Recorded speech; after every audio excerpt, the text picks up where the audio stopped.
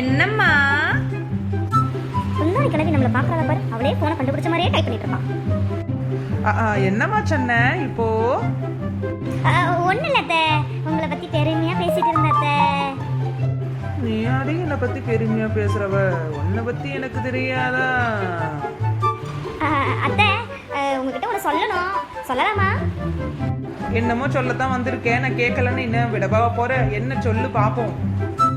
அது வந்து அத்தை, நாளைக்கு எங்கள் அம்மா அப்பாவுக்கு வந்துட்டு கல்யாண நாள், அதுக்காக 2 நாள் ஊருக்கு போயிட்டு வரதுக்காக உங்கள்கிட்ட கேட்கலாமேன்னு வந்தேன்.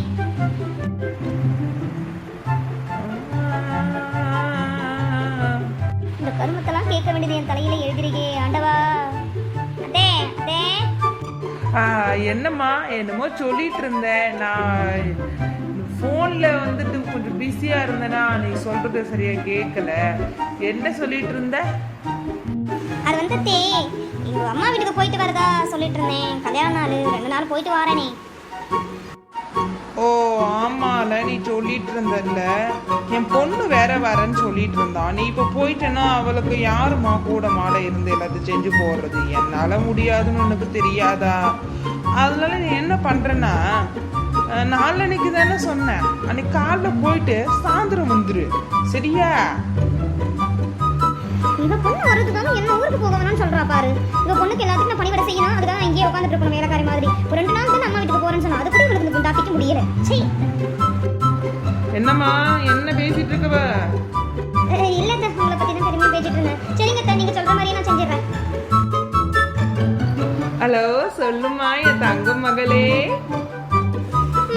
நாளைக்கு வர முடியாதும்மா. என்னோட அத்தை என்ன போக வேணும்னு சொல்லிட்டாங்கம்மா.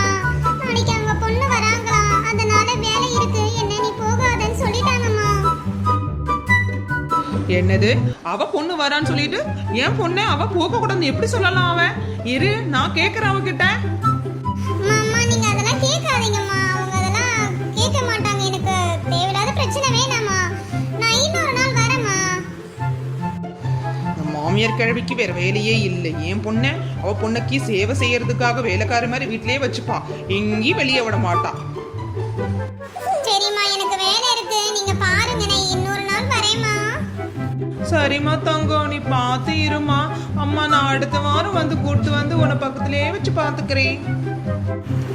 உனக்கு வந்து ரத்தம், எனக்கு வந்து தக்காளி சட்னியா?